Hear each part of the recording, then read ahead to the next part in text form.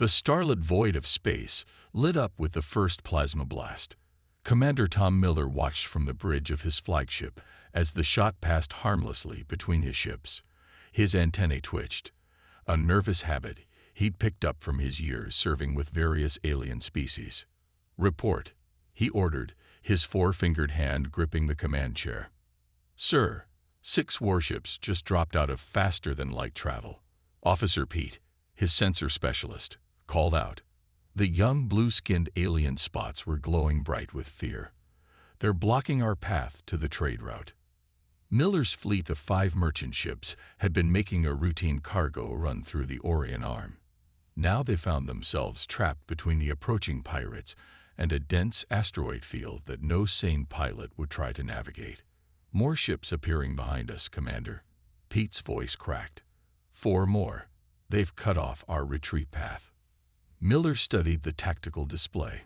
10 pirate ships against his 5 lightly armed cargo vessels. The math wasn't good. His ships carried valuable medical supplies and rare minerals meant for the outer colonies. The cargo would make the pirates rich, but they were known for never leaving witnesses. "This is Captain Black of the Free Space Raiders," a rough voice boomed through their communication system. "Surrender your ships and cargo immediately." Miller recognized that name. Black's pirates were infamous for their cruelty. They had destroyed 3 convoys in the past month alone. "Sir," Jane Cooper, his communications officer, spoke up. Her voice was steady despite the fear showing in her eyes. "I recognize their ship patterns. These are the same pirates who attacked the Centauri medical transport last week. No survivors." The bridge fell silent. Everyone knew what that meant. "What are our options?" Miller asked his bridge crew. "We can't outrun them," his navigation officer replied. "Their ships are faster. Can't outfight them either," added his weapons officer. "We're cargo ships, not warships." Another blast rocked the ship, this one closer. A warning shot. "You have 5 minutes to surrender," Captain Black's voice came again. "After that, we start shooting to kill." Miller looked at his crew. They were all good people, a mix of species from across the Alliance. Some had families waiting for them at home. He couldn't let them die here. "Sir," Jane spoke up again, her voice barely a whisper. "I have an idea. It's crazy, but have you heard of the Earth Mercenary Guild?" Miller turned to face her. "The humans, the Deathworlders." She nodded. "My last ship worked with one once. They're expensive, but..." She paused, looking at the tactical display. "They're known for doing the impossible." "The humans?" Pete squeaked. "But they're savages. Their planet has 60% death zones." "Exactly," Jane said. "And they survive there. They even thrive there." Another blast rocked the ship. 3 minutes left. Black's voice taunted. Miller made his decision. "Contact them." Jane's fingers flew over her console, sending emergency broadcast to the Earth Mercenary Guild now, including our coordinates, and she hesitated. "Sir, they're asking for 30% of our cargo as payment." 30%. Pete gasped. "That's highway robbery." "Better than losing 100% to the pirates," Miller replied. "Send the acceptance." The response was immediate. A single line of text appeared on their main screen. "Hold position. The ground shaker is inbound. Time to arrival. 15 minutes. 1 minute left," Black announced. "Choose quickly. Surrender or die." Miller straightened in his chair. "Send this message to the pirates. We choose option 3. "Sir?" Pete asked. "What's option 3? Before Miller could answer, Jane's console lit up with an incoming message. The text was simple, but it sent chills down Miller's spine. "This is Jack Stone of the Ground Shaker. Keep your heads down. Things are about to get interesting." Miller smiled for the first time since the ambush began. He had heard stories about humans, about why they were called Deathworlders. Now he was about to see if those stories were true. All they had to do was survive for 15 more minutes. 8 minutes until human arrival, Jane announced, her eyes fixed on the countdown timer. The pirates' laughter filled the communication channel. A human. You called a single human. Captain Black's voice dripped with amusement. Oh, this is too good. Miller watched as two pirate ships moved closer, their weapons glowing hot. His bridge crew looked nervous, but he kept his voice calm. Tell me more about these humans, Jane. What makes them special? Jane's eyes lit up. They come from a planet called Earth. She shuddered, it's horrible. Constant storms, earthquakes, deadly animals, and extreme temperatures. Most species would die just breathing their air. And they live there? Pete asked, his spots now pulsing with curiosity rather than fear. Not just life. They enjoy it. They climb their death mountains for fun. They swim in their acid oceans for sport. Jane was cut off by another blast that shook the ship. 5 minutes left, Black announced. Though I must thank you for the entertainment. A human. Haven't had a good laugh like this in years. Miller opened a private channel to Jane. The mercenary we hired. This Jack Stone. What do you know about him? Jane pulled up a file on her screen. Not much. Most of his records are classified. But there was one incident. She paused, reading. 2 years ago, he rescued a mining colony from a Class 9 predator swarm. By himself. Class 9, Pete whispered. Even the pirates used automated drones against those swarms. No living being fought them directly. A new alert flashed on their screens. The pirates were moving to surround them completely. 3 minutes, Jane counted down. Captain Black's voice came again. You know what? I'm curious now. Let's wait for your human friend. It's been too long since we've added a Deathworlder ship to our collection. The bridge crew watched as the pirate ships formed a perfect circle around them. There would be no escape, even if they tried to run. 1 minute, Jane said. Miller stood up from his command chair. All ships, prepare for possible evasive action. Whatever happens next. He never finished his sentence. A massive burst of energy lit up their sensors, and a ship appeared. But it wasn't what anyone expected. The human vessel was small, barely larger than a standard courier ship. Its hull was dark gray, almost invisible against the space background. No obvious weapons were visible, but something about its design made Miller's scales tingle with unease. That's it. Black laughed. That's your rescue. The human ship, the ground shaker, hung motionless in space. Then a new voice came over their comm system. It was deep, calm, and somehow more terrifying than any pirate threat. This is Jack Stone. I see 10 pirate vessels surrounding 5 civilian ships. A pause. I'll give you one chance to leave. After that, things get messy. The pirates' response was predictable. 3 ships opened fire at once. What happened next would be talked about in space bars for years to come. The ground shaker moved. Not the careful, calculated movement of normal ships, but a wild, unpredictable dance that seemed to defy physics. Every shot missed. Interesting. Stone's voice came again, somehow even calmer than before. I should mention something about humans that you might not know. On Earth, we have a saying. The best defense is a good offense. The ground shaker's hull began to change. Panels shifted, revealing what looked like primitive projectile weapons. The pirates laughed again, until the first shot hit. The lead pirate ship's shields, designed to stop energy weapons, did nothing against the simple kinetic round. The impact sent it spinning. Another Earth saying. Stone continued as his ship moved into attack position. We believe in being prepared. Those rounds, they're filled with a special electromagnetic pulse. Harmless to humans, but I bet your systems won't like them much. Miller watched in amazement as his crew's fear turned to hope. The pirates' laughter had stopped, replaced by urgent commands and worried chatter. Now then, Stone said, his ship moving with impossible speed toward the pirate fleet. Let me show you why they call us Deathworlders. The battle began with a dance. At least, that's what it looked like to Commander Miller as he watched the ground shaker move through space. The human ship spun and twisted between enemy fire like a leaf in the wind. Not a single shot from the pirates found its mark. "Impossible," Pete whispered, his sensor readings going crazy.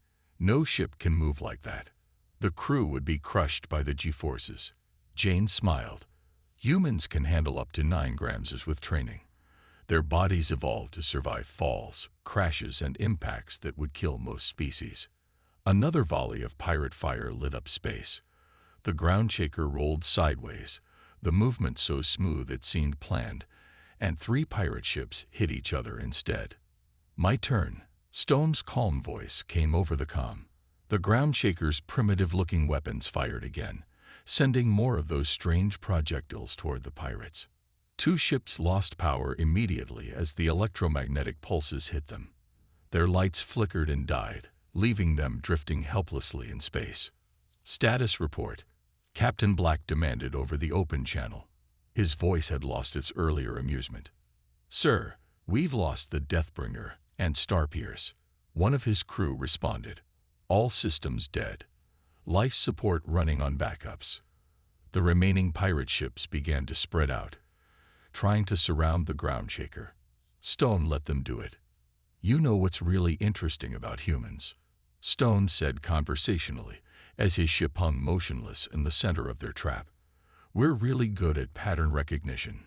Been watching how you move, how you think."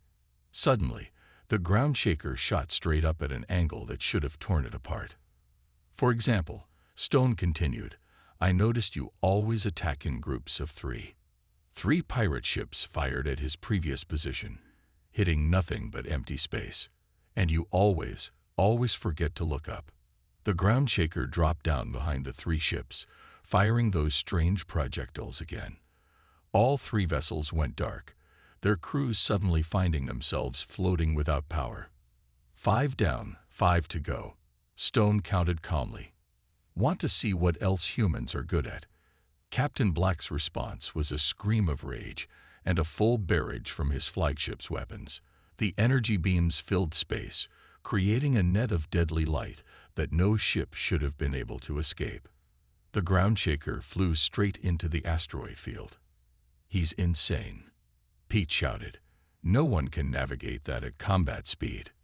But they all watched as Stone's ship wove between the massive rocks like they weren't even there. 2 pirate ships tried to follow. The first clipped an asteroid and spun out of control. The second crashed directly into a giant rock, its shields failing against the simple physics of a huge, solid object. 7 down, Stone's voice came again. "Oh, and here's another fun fact about humans. We love using our environment as a weapon." The ground shaker fired at a cluster of smaller asteroids. The impacts sent them tumbling toward the remaining pirate ships. In the chaos of dodging rocks, they didn't see Stone's ship circle around behind them. 3 more electromagnetic pulses, 3 more dead ships. Only Captain Black's flagship remained.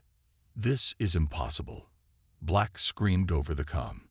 "You're just one human, in one small ship." "Actually," Stone replied, his voice still eerily calm, "that's exactly why you lost.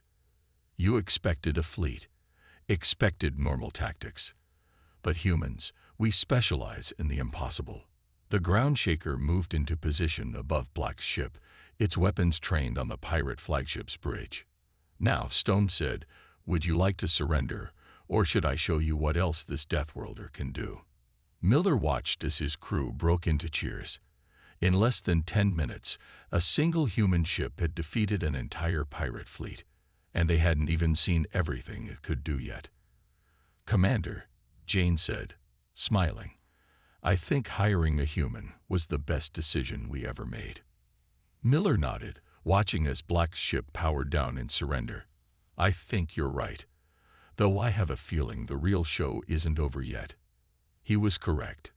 Things were about to get even more interesting. Captain Black's flagship hung powerless in space, surrounded by his disabled fleet. But Miller knew something wasn't right. Black had given up too easily. "Commander," Pete's spots flashed bright red. I'm detecting power spikes from the disabled ships. They're not dead. They're rebooting. Jane checked her readings. They had backup systems shielded against the electromagnetic pulses. We should have known pirates would cheat. Miller watched as lights flickered back on across the pirate fleet. All 10 ships were powering up again. Clever. Stone's voice came over the comm, but he didn't sound worried. In fact, he was chuckling. You know what else is interesting about humans? We always expect people to cheat. The Groundshaker's hull began to change again. Panels shifted, revealing new weapons, ones that looked even more primitive than the first set. What are those? Miller asked, zooming in on the image. Kinetic weapons, Jane whispered. Actual physical projectiles, like humans used in their early wars. But why would he? Oh, her eyes widened. Of course, physical bullets don't care about backup systems. Here's another fun fact about humans. Stone broadcasted to everyone. We evolved as pursuit predators. Do you know what that means? The pirate ships were fully operational now, forming up for another attack. It means, Stone continued, that we don't just fight. We hunt. The Groundshaker's new weapons roared to life. Real metal bullets, accelerated to incredible speeds by magnetic rails, tore through space. When they hit the pirate ships, they didn't disable systems. They punched straight through the hulls. Impossible. Black screamed.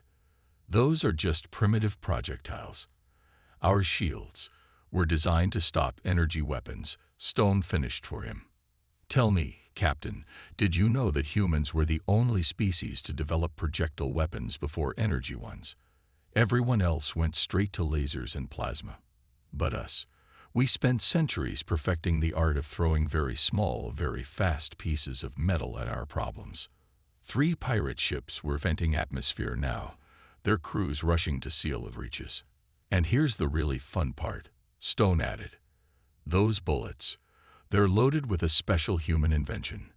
When they hit something, they split into hundreds of tiny pieces.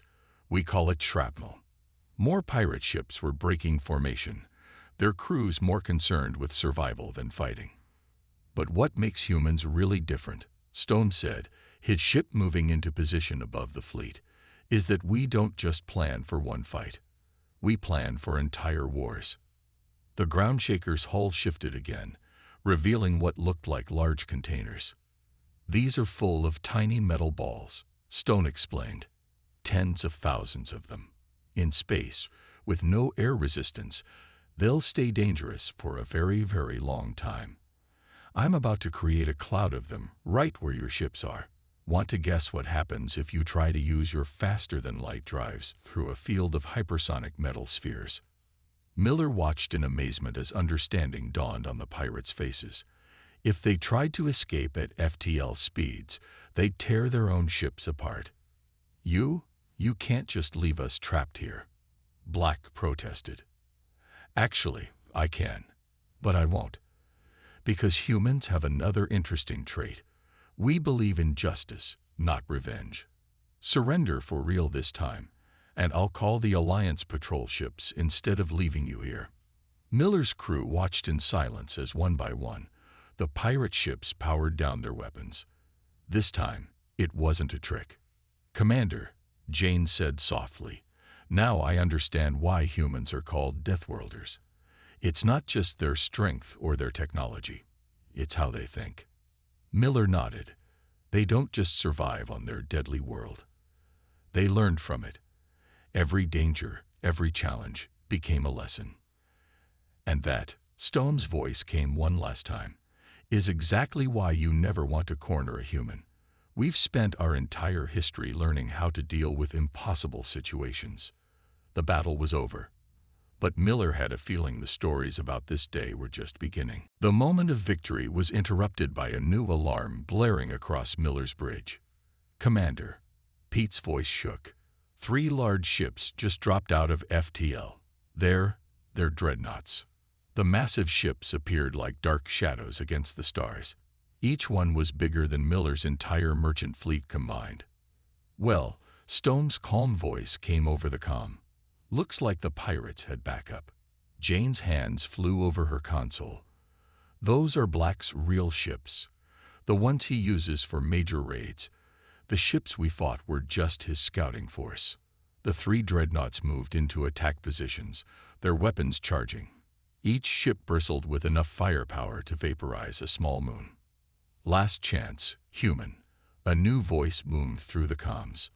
I am Admiral Rex, Black's superior.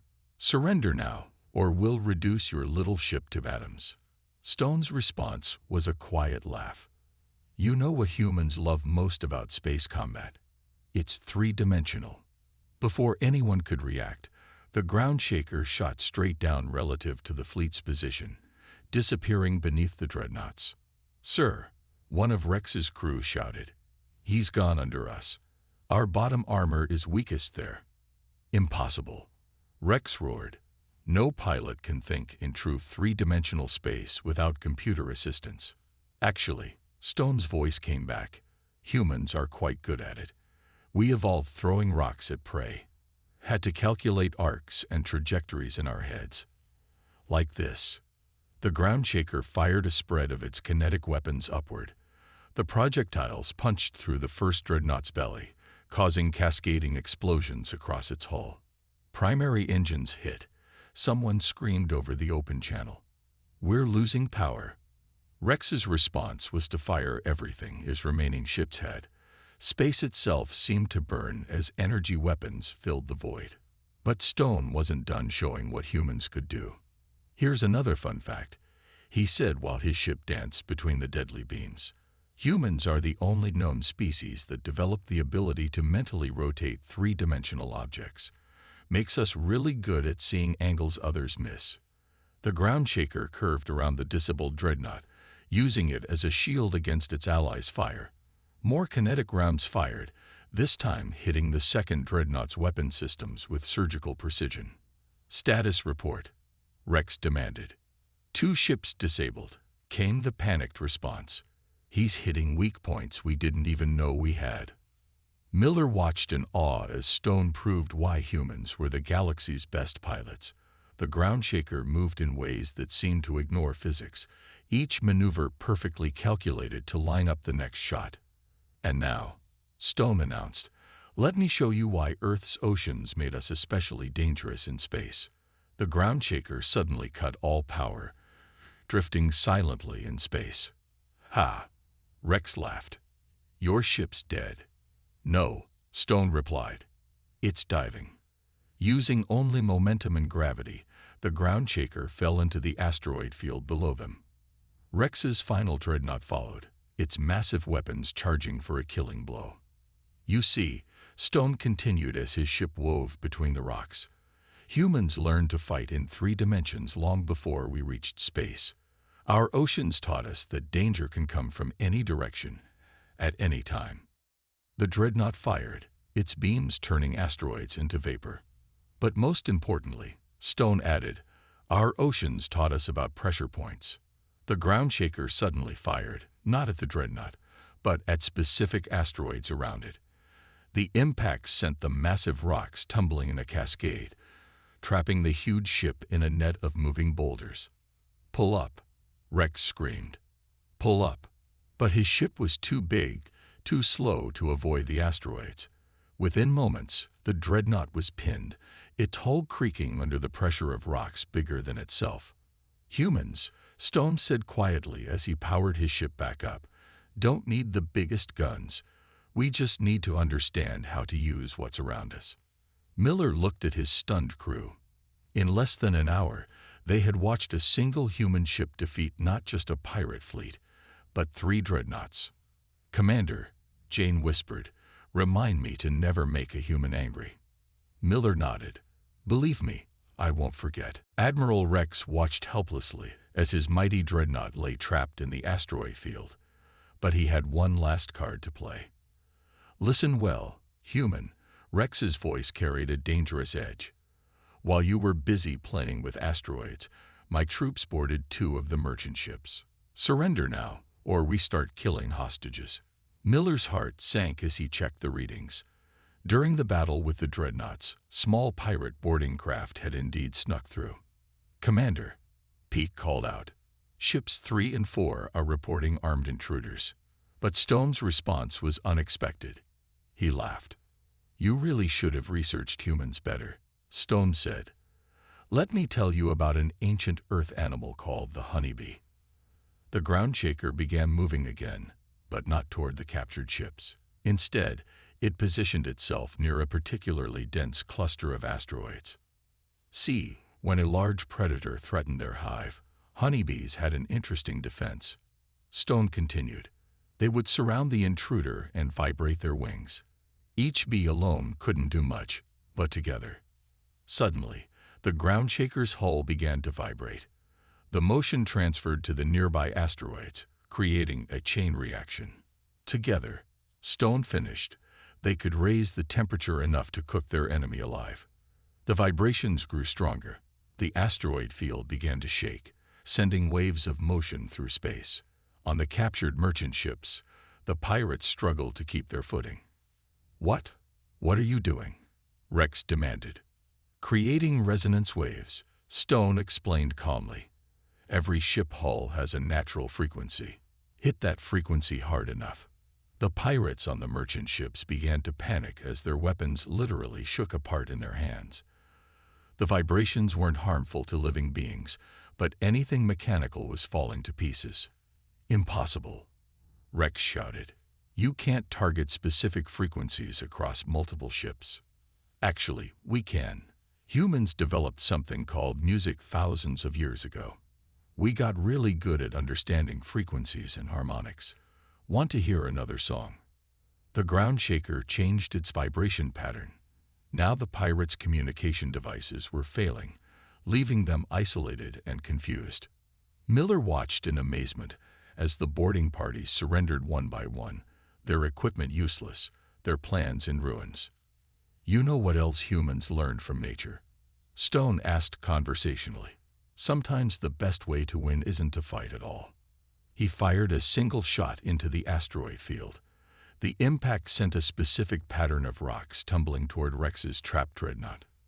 "These rocks will hit your ship in exactly 2 minutes," Stone announced. "They'll crack your hull like an egg. Unless..." "Unless what?" Rex's voice had lost all its confidence. "Unless you order all your remaining forces to stand down. Right now." The silence that followed was deafening. "You're bluffing." Rex tried one last time. "No one can calculate asteroid trajectories that precisely." "Actually," Jane spoke up suddenly, "humans can. Their brains evolved calculating trajectories for throwing spears and rocks. They can do complex physics calculations instinctively." She pulled up an old video on her screen. It showed children on Earth playing something called basketball, making impossible shots seem routine. Rex watched the video, then looked at the approaching asteroids. His choice was clear. "All forces," he said finally, his voice breaking. "Stand down." Across the merchant fleet, pirates dropped their weapons.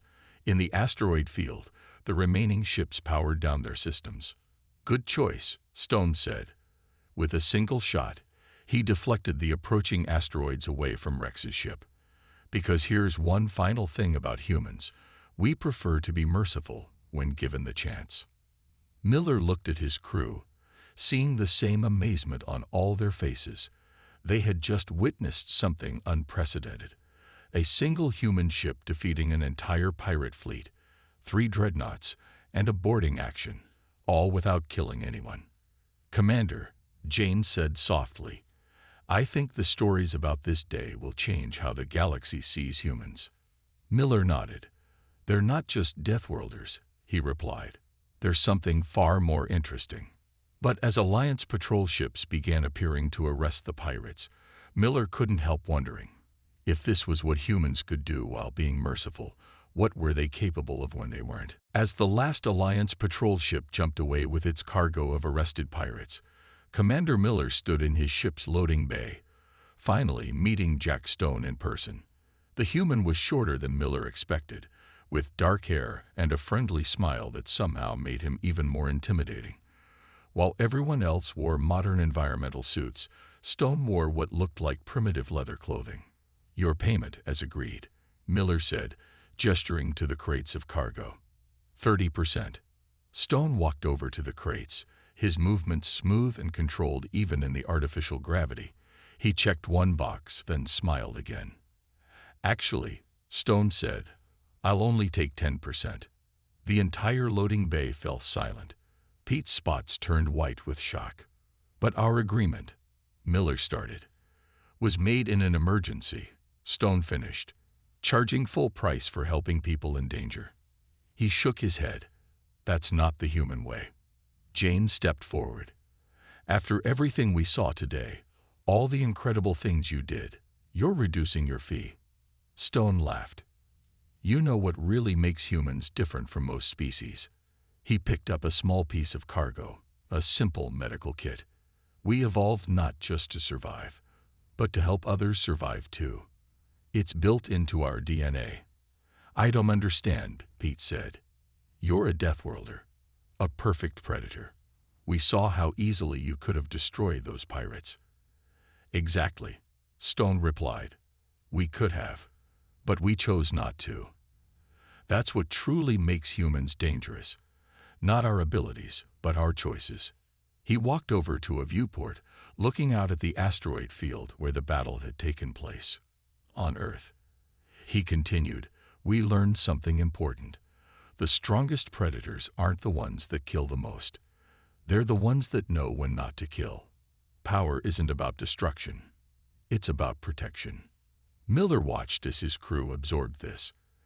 Everything they thought they knew about humans was being challenged. "But why help us at all?" Miller asked. "Why answer a distress call from strangers?" Stone turned back, his eyes showing something ancient and powerful. "Because thousands of years ago, on Earth, humans discovered something revolutionary. Cooperation is more powerful than conflict. We learned that helping others survive made us all stronger." He gestured at the merchant ships visible through the viewport. "Every ship out there is carrying supplies that will help people live better lives. Medical supplies, food, building materials. By saving you, we helped save everyone waiting for those supplies." Jane's eyes widened. "You checked our cargo manifests before accepting the job." "Of course," Stone smiled. "Humans are curious by nature. We like to know who we're helping." Miller realized something. "You knew about the dreadnoughts too, didn't you? This wasn't just about stopping pirates. You wanted to send a message." Stone nodded. "The galaxy needs to understand something about humans. Yes, we're Deathworlders. Yes, we're dangerous. But we're dangerous because we choose to be protectors, not destroyers." He walked back to the cargo and began marking which crates he would take. Far fewer than originally agreed. "Spread the word," Stone said. "Tell everyone what you saw today. Not just about how one human ship defeated a pirate fleet, but about why we did it. Tell them that humans are most dangerous not when we're fighting, but when we're protecting others." As Stone prepared to leave, Miller had one last question. "Will we see you again?" The human smiled one last time. "Whenever someone needs help and has no escape left, look for a human. We'll be there. Not because we have to be, but because helping others survive is what made us who we are." The ground shaker departed shortly after, disappearing into the vastness of space. But its impact remained. That day, the galaxy learned something new about humans. They weren't just Deathworlders who had mastered survival. They were something far more powerful, creatures who had mastered survival so completely that they could afford to be kind. And that perhaps was the most dangerous thing about them of all.